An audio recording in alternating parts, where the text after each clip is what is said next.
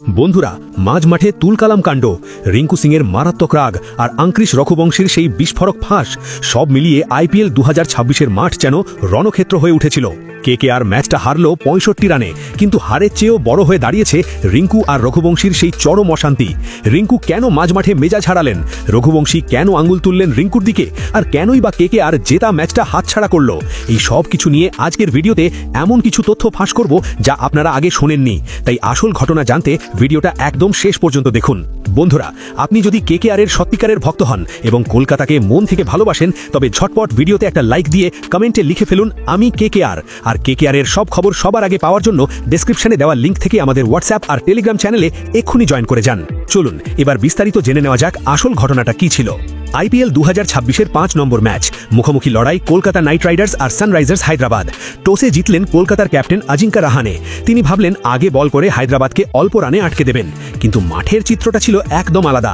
হায়দ্রাবাদের দুই opener Travis head আর অভিষেক শর্মা শুরু থেকেই মারকমি মেজাজে ছিলেন। কেকেআরের বোলাররা কোথায় বল করবেন বুঝে উঠতে পারছিলেন না।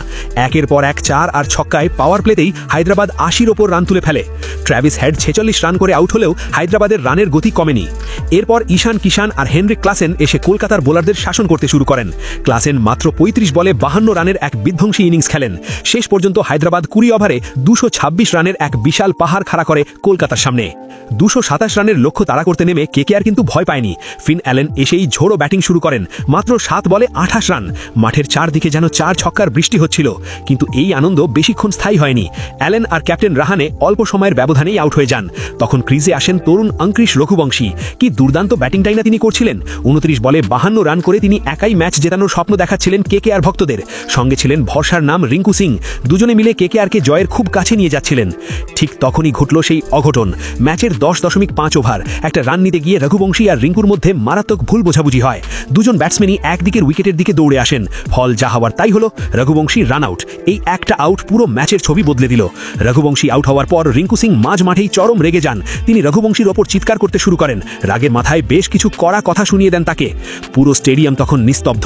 রিঙ্কুর মতো শান্ত ছেলের এমন রূপ কেউ আগে দেখেনি। এরপর আর কেকেআর ম্যাচে ফিরতে পারেনি।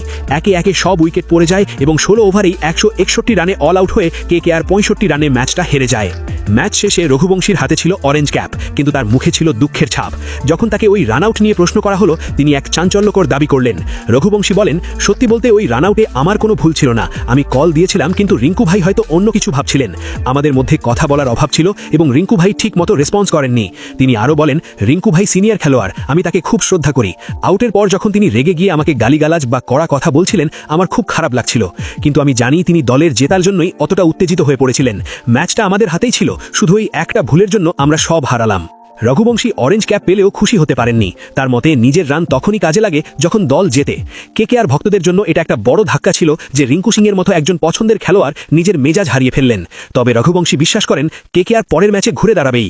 বন্ধুরা, আপনার কি মনে হয় ওই রান আউটের দোষটা কার ছিল, রিঙ্কু সিং নাকি আঙ্ক্রিশ রঘুবংশী? কমেন্ট করে আমাদের অবশ্যই জানান। ভিডিওটা ভালো লাগলে বন্ধুদের সাথে শেয়ার করুন আর আমাদের সাথে জুড়ে থাকতে চ্যানেলটি সাবস্ক্রাইব করে রাখুন। দেখা হচ্ছে পরের ভিডিওতে।